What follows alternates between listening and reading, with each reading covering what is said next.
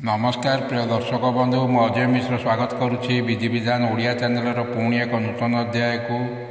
दर्शक बंधु ज्योतिष शास्त्र में जो 12टी राशि यथा मेष वृष मिथुन कर्कट सिंह कन्या तुला बिछा धनु मकर कुंभ मीन यह राशि मध्य जड़े व्यक्ति तांकर जन्मजातक गोटे राशि नहीं जन्मग्रहण करते। जो मानकर जन्मकुंडली न थाए से मानकर डाक नाम राशि बाहर करा जाए। आज यह अध्याय जानिबा प्रत्येक राशिर व्यक्तिंकर संक्षिप्त फल जहाँकि केवल पुरुष मान क्षेत्र में प्रযোज्य अटे। आज जानिबा ये 12 गोटी राशिंकर संक्षिप्त फल। प्रथम जानिबा मेष राशि। मेष राशि रे जन्मग्रहण कले व्यक्ति दुर्बल परधन भोगी जलभयकारी अस्थिर मना ताम्र वर्ण उष्मद्रव्य प्रिय सुंदर भ्रमण प्रिय बहु आडंबरी आमिष और निरामिष भोजनकारी राजसेवक उच्च मना और देवादेवी भक्त होता। सेहीपरि वृष राशि रे जन्मग्रहण कले व्यक्ति रूपवान स्थूल श्रीयुक्त दुखी दानी बहु कुटुंबवंत भ्रमण प्रिय क्षमाशील निष्ठुर क्षुधातुर और परधन प्राप्ति होता। मिथुन राशि जन्मग्रहण कले व्यक्ति बहु नारी प्रिय पंडित द्वित क्रीड़ासक्त ज्ञानी दानी रूपवान कलाकार वाद्यगीत प्रिय मधुरभाषी और लोकप्रिय होता।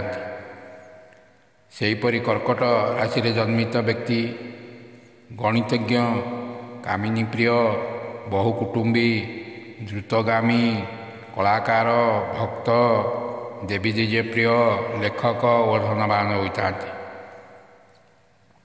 सिंह राशि रे जन्मित व्यक्ति स्थूलदेयी स्त्री दुखी अल्प संतान युक्त निर्जनवासी क्षुधातुर उदर रोगी मांसासी दानी क्षमासी गर्वी और मातृभक्त होता।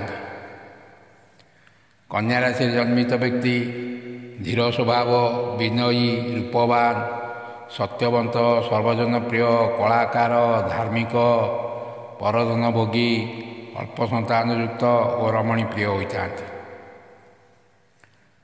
तुला राशि रे जन्मित व्यक्ति देवदेज प्रिय यागयज्ञ अनुष्ठानकारी व्यवसायी निर्भीक परोपकारी और रुग्णदेही होता। बिछा राशि रे जन्मग्रहण कले क्रूरकर्मी पापी गर्वी धनवंत निंदुक जनप्रिय मिष्टभाषी पितृमातृ दुखी परिश्रमी और परान्नभोगी होता। सेहीपरि धनुराशि रे जन्मग्रहण करथिबा व्यक्ति बहु कुटुंबी सुंदर क्षीणदेही भाग्यवान भ्रमण प्रिय बुद्धिमान उपदेष्टा व्यवसायी और जनप्रिय होता।